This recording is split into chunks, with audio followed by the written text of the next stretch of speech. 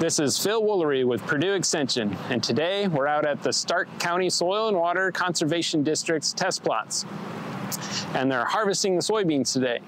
So we're going to look at the yield differences between the beans grown when under no-till and the ones grown under conventional tillage.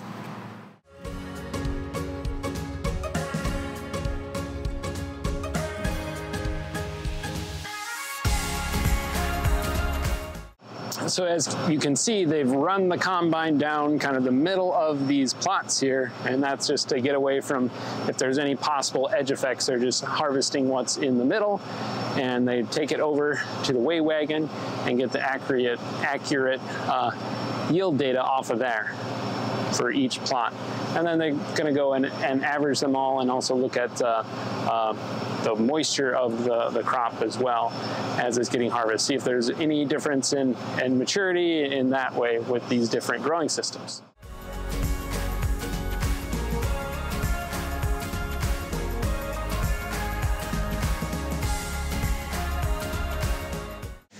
So part of the process for testing the yields, they're using a weigh wagon. So they're harvesting a plot.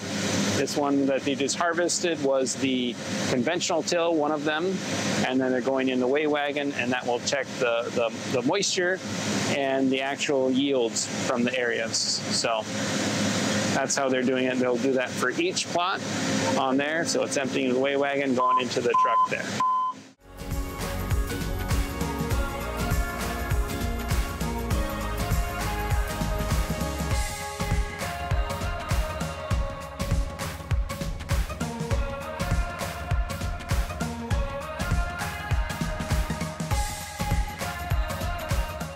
So I've got Lee Nagai here. He's a supervisor on the Starke County Soil and Water Conservation District, and he's the guy that's been farming this. So, so can you give us the results?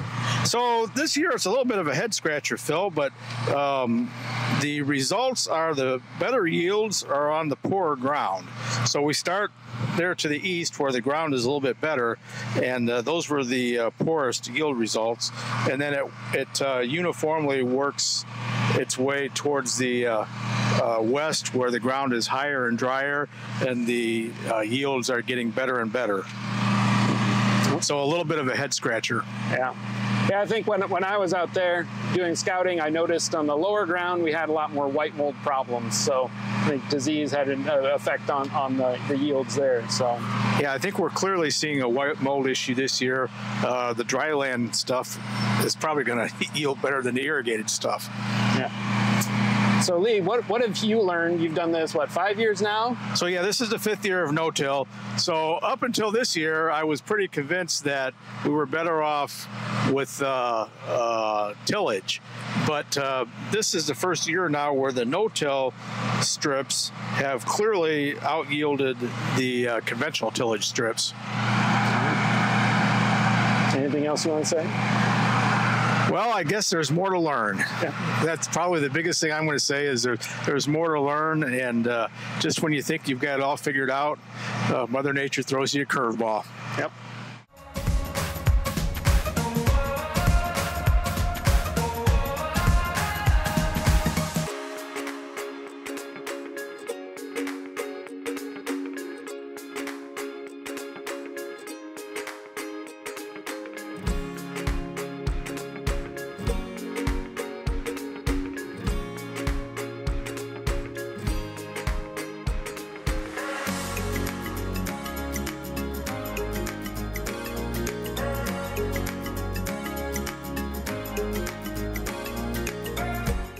So we've been out at the Starke County Soil and Water Conservation District test plots looking at the yield data from these plots. And so some interesting results this year. Hopefully we can keep this going and do some more kind of tests on soil health and everything out here in the future. So if you have any questions, you can reach out to me, comments or emails.